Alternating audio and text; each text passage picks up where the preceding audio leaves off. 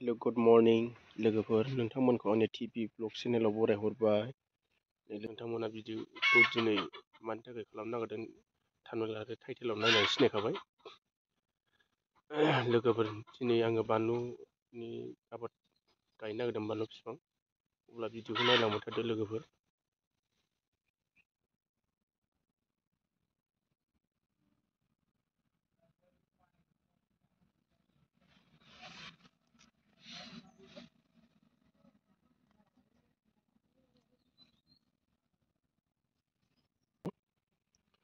आं मथा मथि 500 दालसो लांबाय, बिनिफ्राय दंबावो नै बिफाङा ओरैबायदि। आङो बे जायगाया फिसा आरोखि, बेहायनो जावैना होनाय जादोंमोन आङो, बारा गुवार नङा।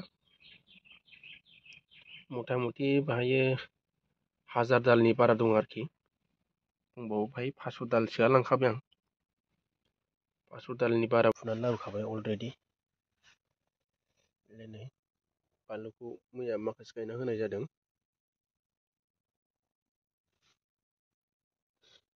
बरिया सोमखोर सोमखोर आरोखि ना फुलिया। मैया गायना होनाय जादों बेखौ। माल्चिं पेपार खोबनो मोननाय जायाखिसै लोगोफोर, बारा बुरजा नङा। फार्स्ट एक्सपिरियेन्स लानो नागिरदों बानलुखौ आरोखि ना, दैज्लां सिजेननि बियो। गायजोबगोन आरो आङो, दंजोबो।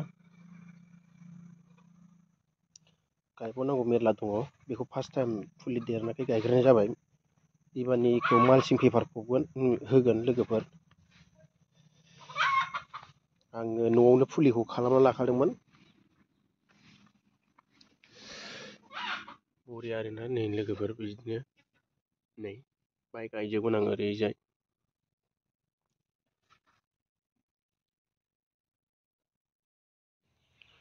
स' लोगोफोर, नैबे नांगोल गेजेराव बोना होनाया माने आं बेजों दै हरगोन आरोखि ना। बे नांगोल बोना होनायजों गेजेरजों दै हरगोन आङो बाहायो। न'नि मेचिनजोंनो दै नांथारगौ, बिसोरनो दाबादियाव गोरान जायो नालाय हाया। एकदम सप्तायाव नोङो खेबनैसिम होनो हायो आरो दैखौ। दै होथारनांगौ, नङाब्ला सेहेरा जाया मोजाङै, रानलांनो चान्स थायो हाया बांद्राय ड्राय जायोबा लोगोफोर। दा आङो बेखौ डिसटेन्सा 1 फुट गायनाय जादों आं बेखौ। ओरैजाय गुवारा 1 फुट, ओमफ्राय ओरै गोजानाबो 1 फुट। 1 फुट बाय 1 फुटाव सोनाय जादों। अबेबा एसे बारा जाबाय आरोखि, आथिंजों बोनानैसो गायनायथ' लोगोफोर। बे आंनि एक्सपिरियेन्स आरो लोगोफोर, नोंथांमोना बोरै गायो।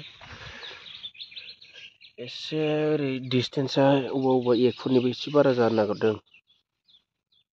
समान गायबोनाय जादों आरो लोगोफोर। ओरैबादि हेल्दिखा बिफाङा, ओरैबादि बरिया लोगोफोर। हेल्दि बिफांनिफ्रायसो मोजां प्रडाक्ट मोनो, माने मोजां सेहेरा बिफांनिफ्रायसो मोजां फिथाइखौ मोननो हायो आरोखि। ओंखायनो जोङो माने फुलि खालामनायाव बिराद माने साबधानै बानायनांगौ जायो आरोखि। बिफां बानायनायाव माने मोजां एसे हासार होनानै जावैनांगौ जायो। आं बेखौ न'आवनो खालामदों लोगोफोर। ओरैबायदि मोजां खालामदों बेखौ, फुलिखौ न'आवहायनो खालामदों। ओरैबायदि नै बिराद मुजुफोरखासै बिफाङा। मोजां जै थांबाथाय खोथा गैला आरोखि। थांनायाथ' थांखागोन, 100% गोरोन्थिखा। नोंसिनो खोन्थागासिनो आं दा, बारा गुवार नङा। मथा मथि बेसे बुरजा जागोनब्लाय, आंथ' बिदिखौ बुंनो रोंला। मथा मथि बारा गुवार नङा आरोना लोगोफोर। ओमफ्राय ओरै गय बागानाव गायनो सानबावदोंमोन आं, ओरैजाय गायबावगोन बाहायो गेजेर गेजेराव लाइन मोननै खरिया ना मोनसे जायो, गायजोबगोन आरो आं लोगोफोर। माखासे फुलि दंबावखायो, बाहाय गायनाय जागोन गय बागान गेजेराव। बिदिनो आरो लोगोफोर, बाहाय गायबावगोन आं। दा बेखिनियाव ओरै गायबाय। बैथिं गोदान गायदों, नैबेखौ मैया गायदोंमोन आं। बैथिं गोदान जोब दिनै गायनाय बियो गायनानै दै होनांगौ जायो लोगोफोर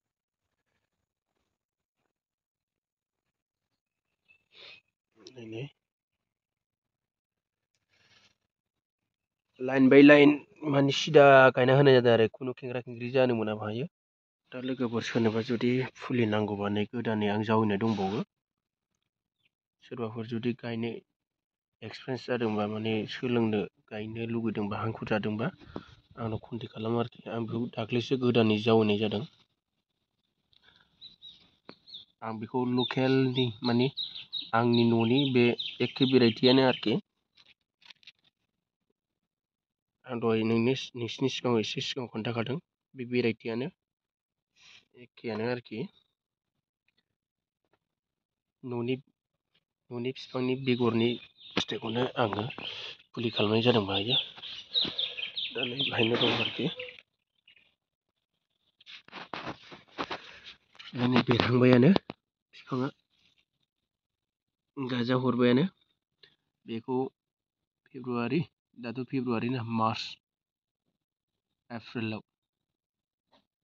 एप्रिलाव गायजाहैनाय जाहैगोन बियो लोगोफोर जाय गायनो गोसो दङ आंनाव कन्टेक्ट खालाम र' आं कन्टेक्ट नाम्बारखौ गाहायाव स्क्रिनाव होना होगोन